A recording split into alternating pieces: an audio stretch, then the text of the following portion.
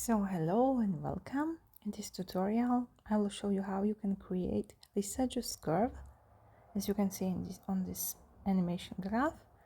So all what you will need is Python. It means, so please open your Visual Studio Code and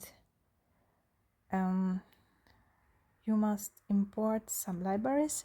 You will import NumPy, SNP, Matplotlib, PyPlot, and Matplotlib animation.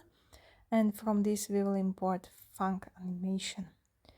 So now if you write all this, your settings, parameters and what you need, so you will just set, you will take this animated graph and you can see which character it has Lissajous.